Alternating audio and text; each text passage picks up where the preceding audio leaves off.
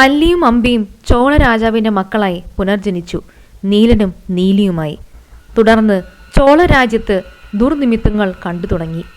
രാത്രി സമയങ്ങളിൽ കന്നുകാലികളെ കൊന്ന് നീലനും നീലിയും രക്തം ഊറ്റി കുടിക്കുവാൻ തുടങ്ങി. കൊട്ടാരം ജ്യോത്സ്യൻ പറഞ്ഞതനുസരിച്ച് നീലനും നീലിയും ദുരാത്മാക്കളാണ് എന്ന് മനസ്സിലാക്കിയ ചോള രാജാവ് അവരെ വധിച്ചില്ല. പകരം ചോള രാജ്യത്തിന്റെ അതിർത്തിയായ നാഗർകോവിലിനു സമീപം പഞ്ചമംകാട്ടിൽ ഉപേക്ഷിച്ചു. അതിനടുത്തുള്ള അമ്പിയുടെയും അല്ലിയുടെയും ഗ്രാമമായ പഴങ്ങന്നൂർ അവരുടെ വാസസ്ഥലമായി. ദുരാത്മാക്കളുടെ ശല്യം സഹിക്കാൻ വയ്യാതെ 70 പോറ്റിമാരും മാന്ത്രികനായ നാഗർകോവിൽ നമ്പിയും ചേർന്ന് പൂജാതി കർമ്മങ്ങൾ നടത്തി. നീലനെ തളച്ചുകെട്ടി. എന്നാൽ നീലി താൻ കൊലപ്പെടുത്തിയ അല്ലിയുടെ പുനർജന്മമാണ് എന്ന് നമ്പിക്ക് മനസ്സിലായില്ല. നമ്പിയെ നീലി വകവരുത്തി. നീലി പൂർവാതീതം ശക്തി ആർജിച്ചു.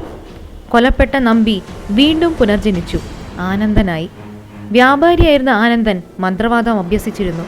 കഴിഞ്ഞ ജന്മത്തിൽ നീലി തന്നെ വധിച്ചതാണ് എന്ന് മനസ്സിലാക്കിയ ആനന്ദൻ സ്വയം രക്ഷയ്ക്ക് ഒരു മാന്ത്രിക വടി ഗുരുവിന്റെ കയ്യിൽ നിന്നും കൈക്കലാക്കി.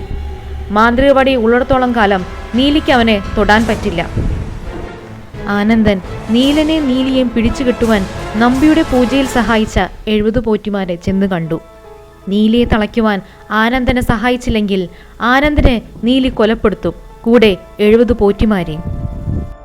ആനന്ദൻ പറഞ്ഞതനുസരിച്ച് പോറ്റിമാർ അമാവാസി ദിവസം വരെ പൂജ ചെയ്യുവാൻ തീരുമാനിച്ചു.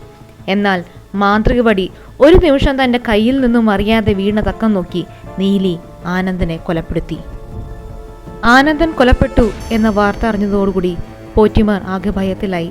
തങ്ങൾക്കും ഈ ദുർവിധി വരും എന്ന് മനസ്സിലാക്കിയ അവർ ഹോമകുണ്ടത്തിലേക്ക് എടുത്തുചാടി ജീവനൊടുക്കി.